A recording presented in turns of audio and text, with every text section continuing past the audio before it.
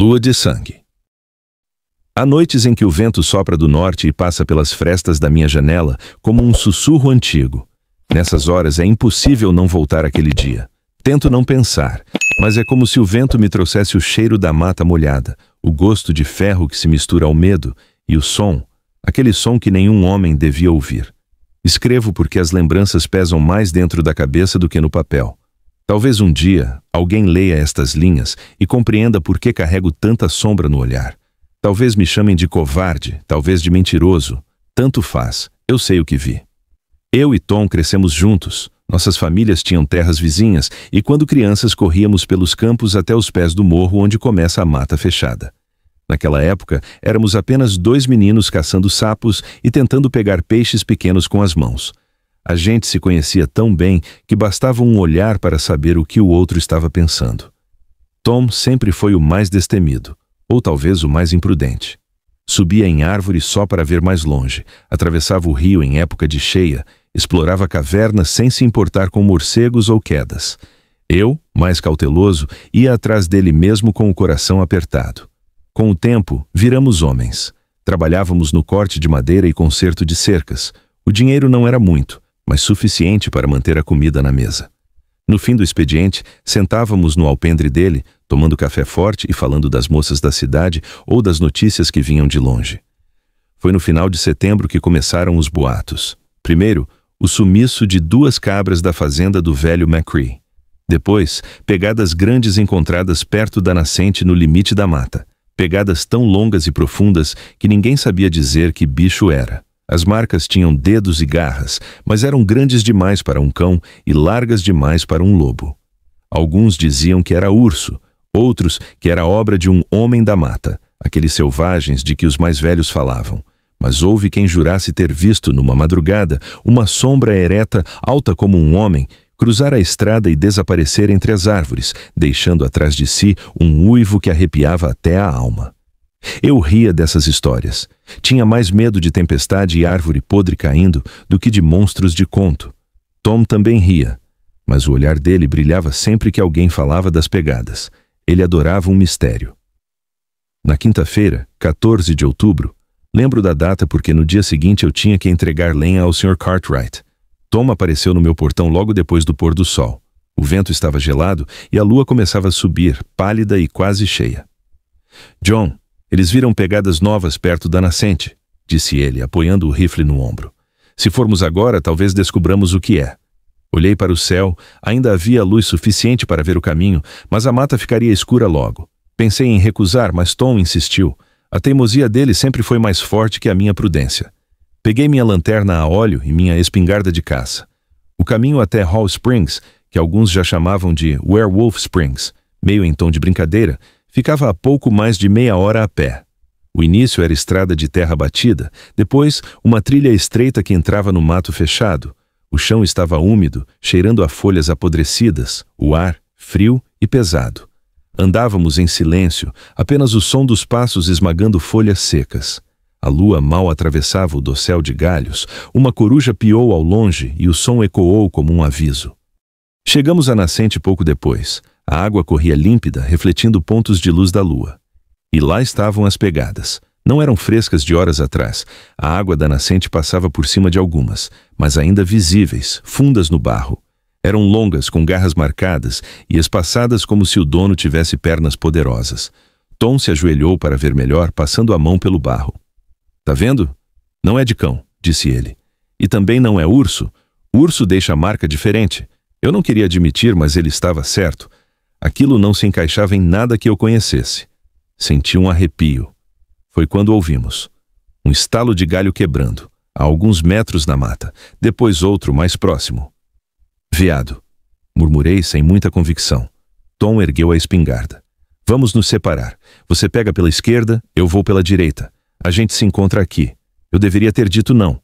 Deveria ter dito que iríamos juntos, mas apenas assenti. Segui pela esquerda, passos lentos, tentando não fazer barulho. O vento mudou, trazendo um cheiro forte, misto de terra molhada, animal e algo metálico. Sangue? Não tenho certeza. A cada passo sentia que o silêncio da mata ficava mais pesado. Nem grilos, nem corujas. apenas o som distante da água e o bater do meu próprio coração. Foi então que aconteceu. Um grito. Não um simples pedido de socorro, mas um grito carregado de dor e pavor, vindo da direção de Tom. Meu corpo reagiu antes da minha mente. Corri, a lanterna balançando, o feixe de luz se quebrando em pedaços nos troncos das árvores. Quando cheguei ao pequeno descampado, vi. A lanterna iluminava um círculo vacilante de luz, e no meio dele, ajoelhada sobre o corpo do meu amigo, estava a coisa. Não existe palavra que descreva o que vi sem que pareça delírio. Era alta como um homem adulto, talvez mais. Ombros largos, peito coberto por um pelo espesso e negro, tão grosso que brilhava sob o óleo da minha luz. Os braços longos e musculosos terminavam em mãos, ou garras, que seguravam Tom como quem segura uma presa recém-abatida. Mas foi o rosto que me fez esquecer como respirar.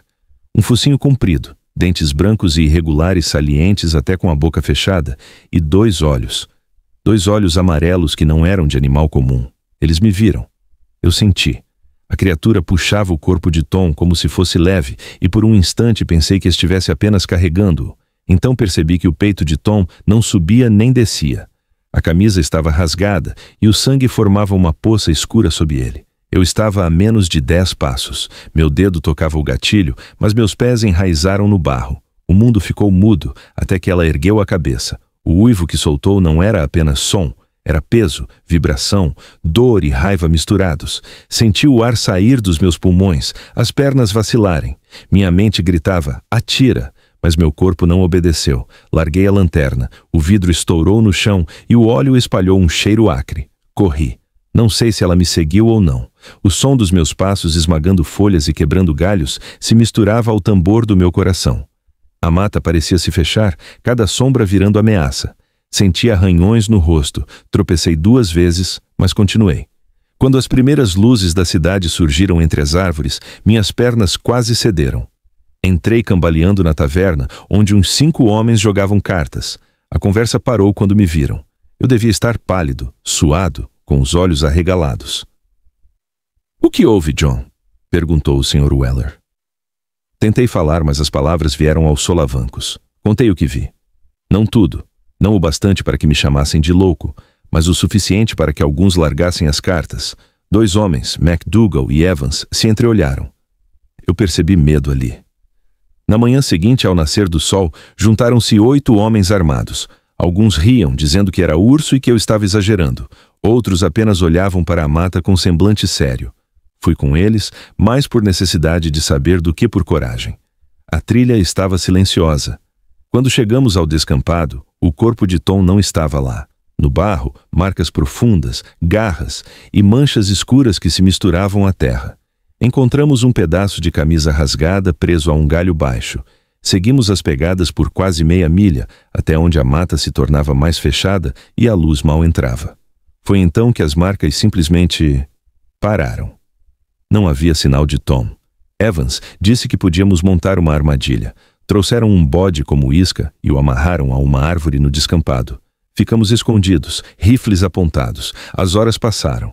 O bode balia baixo, inquieto. O vento mudou, trazendo de novo aquele cheiro forte, metálico. Então, silêncio. Nenhum pássaro, nenhum inseto. Apenas o som do bode respirando rápido. O animal esticou o pescoço, as orelhas para trás. Foi quando ouvimos o primeiro passo. Surgiu da mata como uma sombra viva, maior do que eu lembrava, os olhos ardendo na penumbra. Moveu-se rápido, direto para a isca. "Agora!" gritou MacDougall. Os tiros ecoaram, um após o outro. A criatura recuou, soltando um rosnado baixo, mas não caiu. Sumiu na mata com uma rapidez impossível, deixando atrás apenas um rastro de pegadas e um fedor úmido. Seguimos o rastro até o ponto onde desapareceu no dia anterior. Lá, mais sangue. Mas nada do corpo de Tom. Os dias seguintes foram pesados. As histórias correram pela cidade. Uns diziam que eu e os outros inventamos tudo. Outros acreditavam, mas apenas sussurravam sobre isso. As patrulhas na mata continuaram por semanas, mas nada mais foi visto. Eu voltei à minha rotina, mas algo tinha mudado. À noite, eu sonhava com o uivo. Às vezes acordava com a sensação de que havia algo parado na porta do meu quarto. Meses se passaram, depois anos. A vida seguiu, mas o peso ficou. Casei-me, tive filhos, mas nunca levei nenhum deles para perto da nascente. Nunca mais. Mesmo agora, ao escrever estas linhas, sinto o vento bater na janela e lembro do olhar daquilo. Não era fome comum, era outra coisa, como se ela soubesse quem eu era, como se tivesse me escolhido e deixado ir. Por enquanto. E às vezes, quando a lua está cheia e o vento vem do norte, acho que ouço o uivo. Se alguém encontrar este diário que leve a sério, há coisas na escuridão que não pertencem ao nosso mundo. E quando olham para você, não olham com olhos de fera. Olham como quem vê algo que já é seu.